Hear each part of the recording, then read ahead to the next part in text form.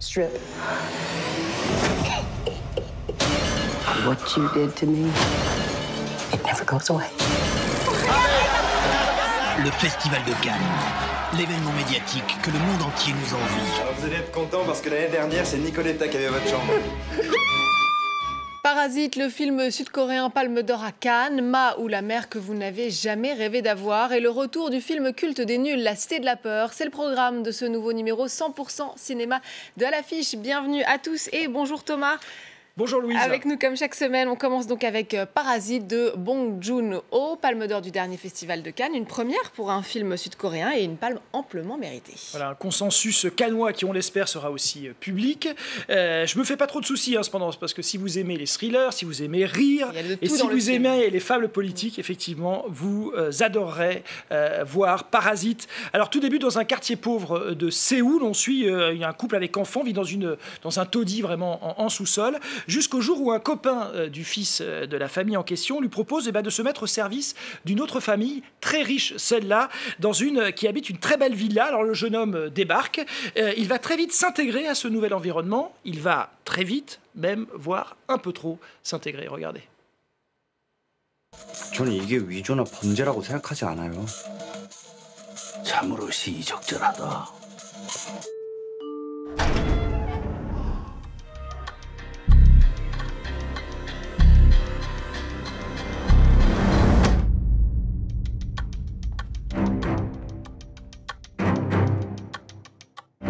풀타임으로 수업 어떻게 하시는지. Is it okay with you? 네.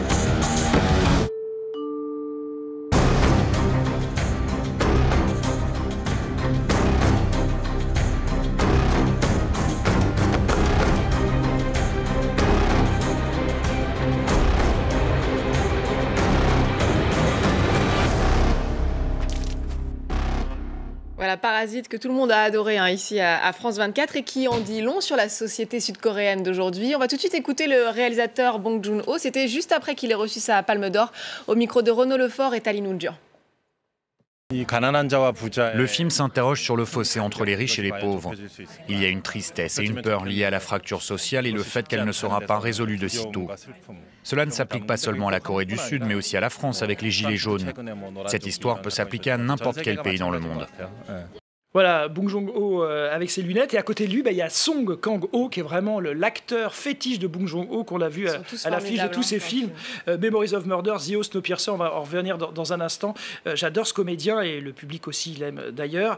C'est effectivement mérité, on l'a dit. Alors, au-delà de tout ce qu'on a dit sur la fable politique, le fait qu'on rigole et tout ça, c'est surtout la mise en scène de Bong Joon-ho qui est assez sidérante. C'est-à-dire, il y a une espèce comme ça d'efficacité absolue dans sa mise en scène. Une mise en scène très léchée, mais jamais trop. C'est-à-dire qu'on n'a pas l'impression de voir une espèce de bel objet, du bel ouvrage. On est pris par l'histoire. Oui, on est pris par l'histoire. Il y a une gestion de la musique, une gestion des effets sonores, ou même parfois des ralentis, mais absolument magistrales. Tout fonctionne. C'est-à-dire qu'on voit ce film et on se dit toutes les émotions qu'a voulu faire passer Bong Joon-ho, que ce soit la peur ou le rire, tout fonctionne au moment précis où il veut le faire. Il y a comme ça une espèce de maîtrise totalement absolue. Effectivement, on retrouve toute la veine à la fois satirique et de thriller du maître du cinéma de genre de Bong Joon-ho. Rappelons les films, je les ai cités tout à l'heure. On l'a découvert réellement, c'était avec Memories of Murders, un film de serial killer déjà porté par Song Kang-ho, qui remettait vraiment au goût du jour le film de serial killer, qui dépassait même ses maîtres, notamment David Fincher. Ensuite, il y a eu un film de monstre, The Host, pareil, une espèce de Godzilla 2.0, pareil, très drôle, fable politique et en même temps extrêmement impressionnant. Snowpiercer, c'était aussi une adaptation plutôt plus internationale. Et puis il y avait eu le fameux Okja, vous savez, ce cochon transgénique qui avait fait un peu polémique à Cannes. Parce qu'il sortait sur Netflix. Voilà. Il met tout le monde d'accord cette année, Bong Joon-ho, Palme d'Or, et le film sort évidemment sur les écrans. Alors, à présent, Ma de Tate Taylor et Thomas, une autre maison cette fois, qui est elle aussi dans un suspense quasiment intenable. Voilà, Ma, elle est incarnée donc par l'actrice Olivia Spencer. Alors Ma, elle est gentille, elle est serviable, et elle propose à des adolescents majoritairement blancs d'investir le sous-sol de sa maison pour y faire à peu près tout et n'importe quoi. Alors c'est vrai qu'avec sa bonhomie naturelle, son sourire faussement innocent, on donnerait à Ma le bon Dieu sans confession. Louise, et si tout ceci n'était qu'une façade. Voilà, c'est la nouvelle production House qui avait déjà produit Get Out, Glass ou encore Us. Voilà, Ma est signée Tate Taylor, qui retrouve pour l'occasion son actrice de La couleur des sentiments. Regardez. What the hell? Take a look. Maggie. I can feel those big doe eyes watching me. Why is my son spending time at your house? Some people fit right in. Strip. What you did to me, it never goes away. Why are you doing it? How does it feel to be on the outside, looking in? This is the most fun I've had in a long time. Alors, on est 2 ans, effectivement, après le très réussi Get Out de Jordan Peele. Est-ce que Ma fonctionne aussi bien ?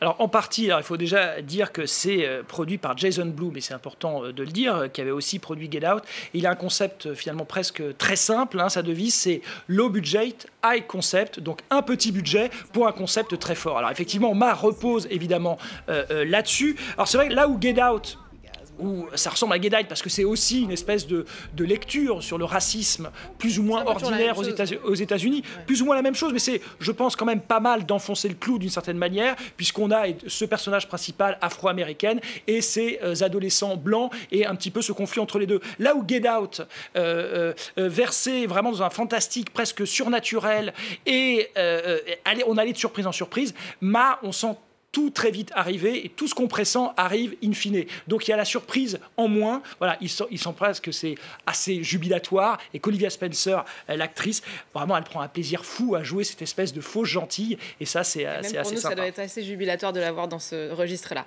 Alors place maintenant à un cinéma plus confidentiel, celui du français Alain Cavalier, avec Être vivant et le savoir, un documentaire en forme d'hommage à une amie perdue. Voilà, très beau titre. Elle s'appelait Emmanuelle Berheim, elle était écrivaine mais aussi scénariste. Elle avait notamment collaboré avec François Ozon sur les scénarios de Sous le sable, de Swimming Pool, et c'est surtout aussi une amie de longue date du cinéaste Alain Cavalier. Alors ensemble, ils avaient décidé d'adapter l'un des livres d'Emmanuelle Berheim, Tout s'est bien passé, où elle racontait le chemin vers la mort de son père qui avait choisi le suicide assisté.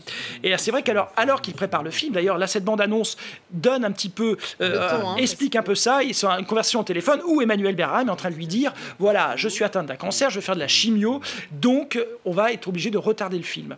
Et elle commence par se soigner. Alain Cavalier filme avec toute la pudeur nécessaire ce chemin vers une guérison possible, jusqu'au jour où Emmanuelle décide, comme son père, de choisir le jour de sa mort.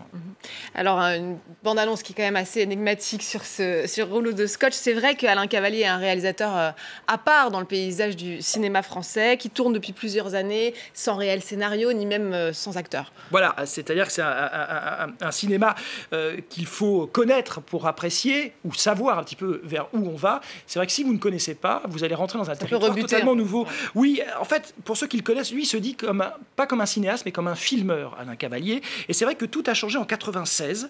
Alain Cavalier, qui avait connu la consécration, c'est avec Thérèse, c'est en 87, prix à Cannes et aussi des Césars. En 96, il change totalement de cinéma. Il prend sa petite caméra et il fait un cinéma de poche où, caméra à la main, il filme, il sonde l'intime vraiment comme personne.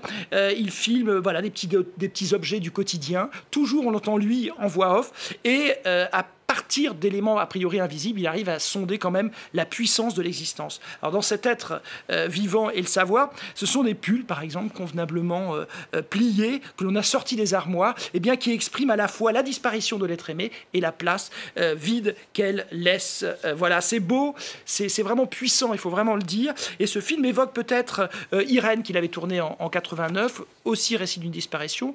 récemment, peut-être que vous avez vu Pater, c'était avec Vincent Lindon, c'était en 2011 et c'était présenté à Cannes, où était aussi présenté ce film hors compétition dans une séance spéciale. Voilà, j'ai tout dit. Il faut soutenir aussi ce cinéma-là. On va terminer avec un anniversaire. 25 ans après sa sortie en salle, La Cité de la Peur, la comédie culte des nuls, revient dans les salles après avoir enflammé la Croisette, Thomas, en mai dernier avec leur célèbre Carioca.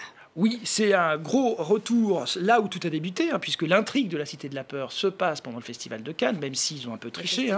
Ça a été tourné au mois de juillet, évidemment sur la Croisette. Alors on suit ici une attachée de presse, Odile Deray, c'est évidemment Chantal Lobby, qui essaie tant bien que mal de faire la promo, de créer le buzz autour de Red is Dead. C'est un film d'horreur fauché, sauf qu'au pays du cinéma d'auteur, elle ne rencontre que mépris et haussement d'épaule. Mais un jour, il y a un serial killer qui perturbe le Festival de Cannes et qui semble s'inspirer des crimes racontés dans le fameux film. Donc du coup, elle fait débarquer le comédien principal du film, Dominique Farrugia, qui est plutôt simplet, et ils engagent même un garde du corps, Serge Karamazov, Alain Chabat, qui est un petit peu fébrile, voilà, réplique culte, humour potache, et volontairement abscon, et surtout une scène incontournable, vous l'avez évoqué, la fameuse Carioca dansée par Alain Chabat et Gérard Darmon, et qui lors de la projection, là c'était il y a quelques jours à Cannes, projection anniversaire sur le cinéma de la plage, ils ont débarqué. Personne s'y attendait. Les cheveux un peu plus blancs. Voilà, ils sont un petit peu vieillis. Il y a 25 ans, ils sont passés et ils ont redansé la Carioca. C'était un moment vraiment forcément magique à Cannes. Redire quand même que le film, dans sa première exploitation, c'était en mars 1994, avait totalisé plus de 2 millions d'entrées. C'est vrai que tous les passages télé du film depuis ont accentué le culte. Et dire aussi que le film est réalisé par Alain Berberian, le cinéaste qui nous a quittés il y a 2 ans. Merci beaucoup Thomas, on se voit évidemment la semaine prochaine et merci à vous de nous avoir suivis. N'oubliez pas de nous retrouver sur france24.com ainsi que sur tous nos réseaux sociaux. On se quitte donc avec les répliques cultes de La Cité de la Peur à voir en version restaurée 25 ans après sa sortie. Je vous laisse sur ces images et vous dis à très vite. Le film de Les Nuls vous enchantera par ses dialogues éblouissants. C'est joli, ça c'est quoi? C'est du cachemire? C'est du coton. Ma première voiture c'était une Peugeot. Parce que moi, je suis pas vraiment acteur. Et ces images chatoyantes.